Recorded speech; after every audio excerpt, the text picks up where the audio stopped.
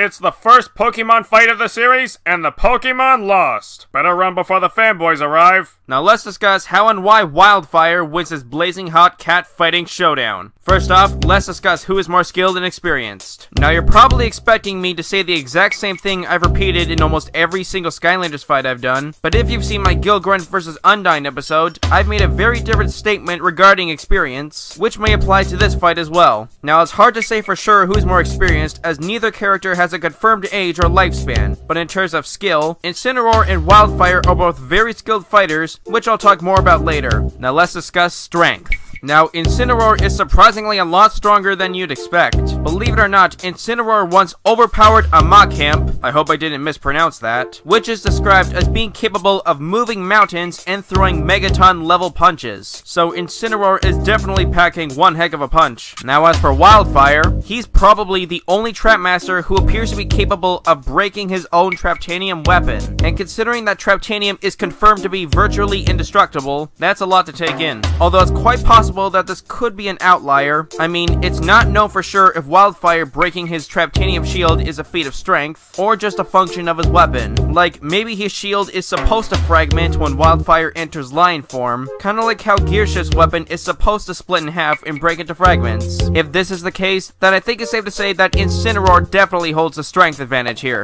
Now let's discuss speed. Now, Incineroar is capable of reacting to attacks that use natural lightning, although it's likely that pretty much all Pokemon are depicted as fully capable of dodging moves with this supposed accuracy, but we'll let Incineroar keep this feat anyway, as he's gonna need it because Wildfire is fast enough to block and deflect the Golden Queen's golden laser beam just before it could strike one of his fellow Trapmasters, so he's definitely a lot faster than he looks. Now let's discuss durability. As you would have guessed, Incineroar has very impressive durability. Not only can he resist dark fire Fire, Ghost, Grass, Ice, and Steel type moves, but he's even taken attacks from Ash's Charizard, who is said to be capable of generating flames that could destroy entire mountains. So Incineroar is definitely a lot harder to put down than he looks. However, Wildfire has surprisingly shown even more impressive durability, as he has survived the massive explosion that completely destroyed Cloud Cracker Prison, which literally blew him and all the other Trap Masters into another dimension, and then sent them plummeting into the earth like meteorites. Now let's discuss movesets and weaponry. Now, one good advantage Incineroar has is that he has a much wider variety of different moves and attacks to use against Wildfire, although Incineroar's fighting style is mostly suited for close quarters combat, which makes sense considering that his moveset and character both resemble that of a WWE wrestler, although that could be considered a disadvantage, as Incineroar can be pretty cocky and a bit of a show-off, doing dramatic victory poses every time he lands a good hit, which will likely leave him briefly exposed to attacks. Not to mention, Wildfire is described as being more of an honorable fighter, but unlike Incineroar, he doesn't play around. Now aside from that, Wildfire is well suited for both close and long-range combat, although one thing that's really not going to help Wildfire is that Incineroar is resistant to fire-based attacks, so Wildfire's Fire Breath and other fire attacks aren't really going to be very effective against Incineroar. Although speaking of which, Incineroar has many attacks that are more or less effective against specific types of Pokemon, but this factor might only truly work in Pokemon battles, and the logic of it might not always work when fighting against other characters outside the Pokemon series, though this is often debatable, but the fire elemental properties should be compatible in this scenario to say the least. Now you're probably thinking that Incineroar's Intimidate ability would lower Wildfire's attack stats via Intimidation, but not only does this technique seem to only lower attack stats in Pokemon battles, and might not work the same in a fight like this, but that's not to say Wildfire can't be very intimidating as well. In fact, sometimes Wildfire's enemies refuse to fight and just run in fear of him. No joke. Okay, now that I'm done going through all of that, I think it's safe to say that what really gives Wildfire the upper hand would be his Traptanium Shield. I've already mentioned before how Traptanium is virtually indestructible. Not only can Wildfire use his shield defensively, but also offensively, whether if he's shield bashing, slamming down, or even throwing it like a frisbee. Even Incineroar is going to have a pretty hard time getting past that. Even if he does get past the shield, he's still going to have a very hard time trying to put down Wildfire due to the speed and durability I mentioned earlier. In fact, Incineroar's most destructive attack would likely be his signature Z move called Malicious Moonsault, which is possibly considered to be island level or greater. Keep in mind, we're not factoring in any feats from Super Smash Bros. Ultimate, as that's non-canon, but even then, that probably wouldn't be enough to take down Wildfire. Even if he does manage to seriously damage or injure Wildfire, his father's enchanted shield magnifies his strength already in his heart, which came in handy when Wildfire fought and killed a giant flame scorpion. Yes, this is a thing. Anyway, while Wildfire's strength alone probably won't be enough to take down Incineroar, but his weapon definitely makes up for that. I would describe once again how Traptanium weapons are capable of damaging Traptanium Chaos, but I think I've mentioned that way too many times already. Although another fact that I don't mention very often is that Traptanium weapons are also shown to be capable of harming large planet busters like Malefor, so you can imagine what a razor-sharp Traptanium shield would do to Incineroar, right? I think I've said enough. So overall, while Incineroar is a very tough and persistent opponent who will very likely give Wildfire quite a hard time in the process, but he'll only be delaying the inevitable, and when the opportunity strikes, so will Wildfire. So in the end, looks like Incineroar got incinerated. Wow, that sounded even worse than I thought it would. The winner of this battle is Wildfire.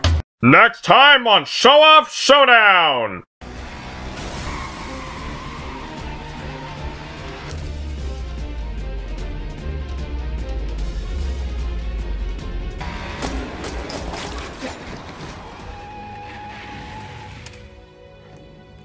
Leon, sorry I'm late. Gotta take the stairs.